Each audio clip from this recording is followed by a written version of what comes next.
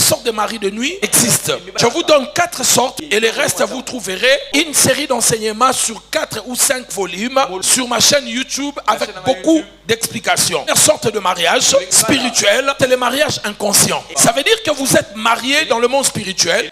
Vous ne le savez pas. Vous constatez seulement que le matin, vous avez des problèmes. Des fois, vous ne voyez rien. Des fois, vous ne rêvez pas. Mais vous constatez seulement, comme si vous étiez avec un homme ou avec une femme lorsque vous étiez en train de dormir. Deuxièmement, il y a le mariage spirituel conscient. Dans le mariage spirituel conscient, vous connaissez le visage de cet homme ou de cette femme qui vient coucher avec vous. Si vous le voyez, vous pouvez le reconnaître. Si vous voyez cet homme-là, vous savez qu'il est grand, il est clair de peau, vous le savez. Vous pouvez reconnaître la personne si vous la voyez ici. Là, c'est la conscience. Cet esprit qui agit dans votre vie, ça devient dangereux, vous avez besoin de la délivrance. Sinon, le mariage, il faut l'oublier. L'épanouissement dans la vie sentimentale, il faut l'oublier. L'abondance et la prospérité, il faut l'oublier. Jusqu'à ce que vous obtieniez votre délivrance. Maintenant, il y a des gens qui rêvent le membre de leur famille. Tu rêves ton père, de ton frère, couche avec toi. Sachez-le que tu as un problème de mari de nuit. En parlant de père et de fils, je parle aussi de frères, je parle aussi de l'inverse pour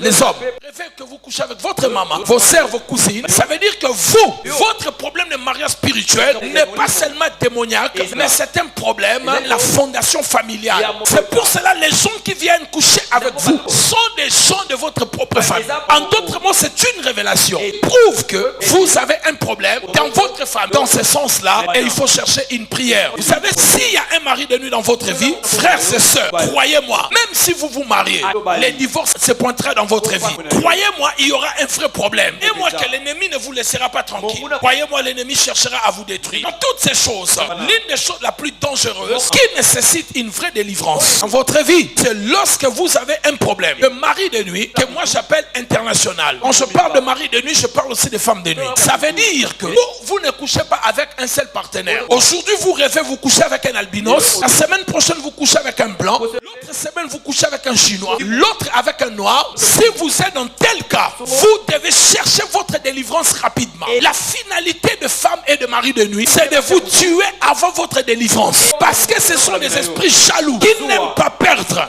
Très souvent, lorsqu'on fait des délivrances, nous entendons les esprits familiers parler. Je ne partirai pas. Il m'a été vendu. Elle m'a été vendue. Elle m'appartient. Voyez, ce sont des esprits possessifs et jaloux. Mais aujourd'hui, dans le nom de Jésus, qu'ils se cachent, qu'ils se révèlent, tu vas recevoir ta délivrance. Quelles que soient leurs caractéristiques, de jalousie, de méchanceté, de destruction, de la confusion, de la méchanceté, d'incertitude, de difficultés, au nom de Jésus-Christ de Nazareth, aujourd'hui tu vas recevoir ta délivrance. Si tu crois, donne-moi un bon amen. Alors très rapidement, comment ces esprits pénètrent dans la vie d'une personne? Premièrement, par une vie de désordre sexuel. Si vous avez une vie de désordre sexuel, sachez-le bien aimé dans le Seigneur, ça sera une porte ouverte que les femmes et les maris de nuit pénètrent ta vie. Si vous couchez avec des prostituées, vous ouvrez la porte aux femmes et aux maris de nuit. Parce que toute prostituée est habitée par un esprit de Mamiwata. La Bible dit que cette grande prostituée, cette femme, entité qui sortait de l'eau, elle était la mère de toutes les prostituées. Faites attention. La Bible dit dans les livres de Corinthiens, celui qui couche avec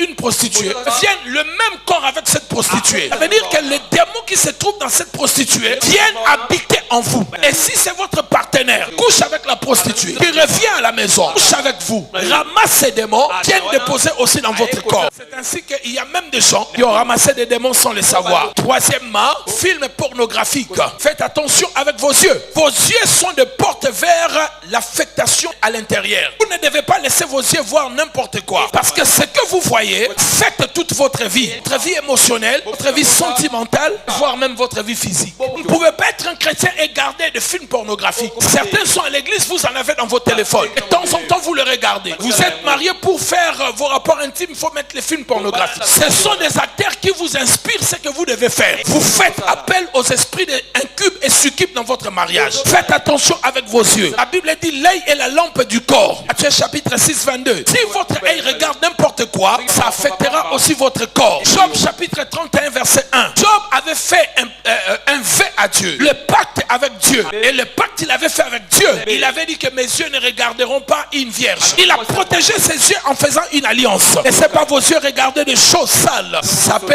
apporter le mari et le femme de nuit dans votre vie. Matthieu chapitre 5 verset 29, la Bible déclare: si ton œil est pour toi une occasion de chute, qu'est-ce que tu dois faire? Tu dois enlever cet œil-là. Mais pour toi entrer bonne dans le royaume de Dieu, ne se perdre avec les deux yeux. Cinquièmement, le mari de nuit, le femme de nuit, entre dans des familles alors que vous étiez déjà vendus. Le mariage dans votre famille, s'il a été vendu, eh bien vous aurez le problème de femme et de mari de nuit. Comme les mariages sont vendus, il n'y a plus de mariage. Les succubes et les incubes voient un endroit pour marier et ils peuvent venir. Faites attention avec des traditions. Aucune dit, on va épouser, l'oncle épouse la nièce. On épouse l'enfant avant la naissance. Ces choses-là fait entrer des femmes et des maris de nuit. Je refuse qu'on appelle votre fille la femme de votre grand-père. Oh, moi c'est Kokoyaka. Moi c'est Papa Yosara. Moi c'est Nokoyaka. Non. Il faut refuser cela. Votre fille n'est pas la femme de votre grand-père, n'est pas la femme de votre oncle, n'est pas la femme de papa. Avec ce genre de mots, ce genre de déclarations, ça peut être une porte ouverte qui peut faire entrer les esprits. Il faut refuser cela. Satan est tellement subtil. Une petite blague, Satan peut profiter pour entrer. J'ai entendu la délivrance d'une femme. Lorsque son enfant était délivré, les démons ont parlé. Les démons commençaient à parler. Comment vous êtes entré ici? C'est sa mère qui nous a donné la permission. Un jour, elle avait frappé son enfant. Elle a dit que toi, tu seras vraiment un bon arrière. Nous avons entendu, nous sommes entrés pour rendre cet enfant bon arrière. Faites attention avec des mots et des déclarations. Des paroles que les gens ont l'habitude de dire sur vos filles. Faites très attention.